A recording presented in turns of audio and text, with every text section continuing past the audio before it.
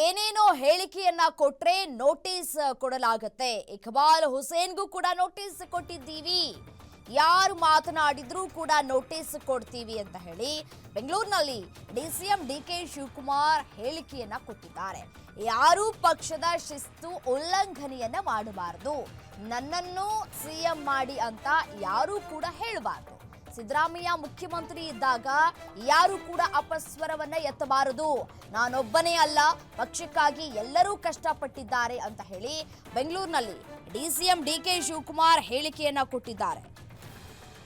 CM ಬದಲಾವಣೆ ಹೇಳಿಕೆ ವಿಚಾರಕ್ಕೆ ಸಂಬಂಧಪಟ್ಟಂತೆ ಇದೀಗ ನೋಟಿಸ್ ಜಾರಿ ಮಾಡಲಾಗ್ತಾ ಇದೆ. ಮತ್ತೊಂದು ಕಡೆ ಡಿಸಿಎಂ ಡಿಕೆ ಶಿವಕುಮಾರ್ ಅವರು ಕೂಡ ಹೇಳ್ತಾ ಇದ್ದಾರೆ, ಸಿಎಂ ವಿಚಾರಕ್ಕೆ ಸಂಬಂಧಪಟ್ಟಂತೆ ಯಾರು ಕೂಡ ಹೇಳಿಕೆಯನ್ನ ಕೊಡಬಾರದು ಅಂತ ಹೇಳಿ.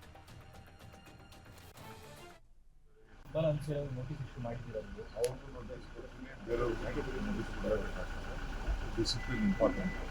ನಾನು ಯಾರಿಗೂ ಹೋಗಿ ನನ್ನ ಹೆಸರು ಹೇಳಿ ನನ್ನ CM ಮಾಡಿ ಅವೆಲ್ಲ ಅವಶ್ಯಕತೆ ಇಲ್ಲ. ಈಗ ಸಿಎಂ ಮುಖ್ಯಮಂತ್ರಿ ಬೇಕಾದ್ರೆ ಬೇರೆ ಅಪಸ್ವರ ಆಗಬೇಕು. ನನ್ನಂಥವ್ರು ನೂರಾರು ಜನ ಕಷ್ಟಪಟ್ಟಿದ್ದಾರೆ, ನಾನು ಒಬ್ಬರೇ ಕೊಟ್ಟಿದ್ದೀನ. ಸಾವಿರಾರು ಜನ ಲಕ್ಷಾರು ಜನ ಕಾರ್ಯಕರ್ತರು ಕಷ್ಟಪಟ್ಟಿದ್ದಾರೆ. ಫಸ್ಟ್ ಅವ್ರ ಬಗ್ಗೆ ನಾವು ನೋಟಿಸ್ ಇಶ್ಯೂ ಮಾಡಿದ್ದೀರಲ್ಲ, ಅವ್ರಿಗೂ ನೋಟಿಸ್ ಕೊಡ್ತೀನಿ, ಬೇರೆಯವ್ರಿಗೆ ನೋಟಿಸ್ ಕೊಡಬೇಕಾಗ್ತದೆ. Discipline important.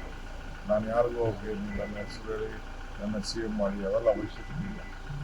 ಈಗ ಸಿಎಂ ಮುಖ್ಯಮಂತ್ರಿ ಬೇಕಾದ್ರೆ ಬೇರೆ ಅಪಸ್ವರ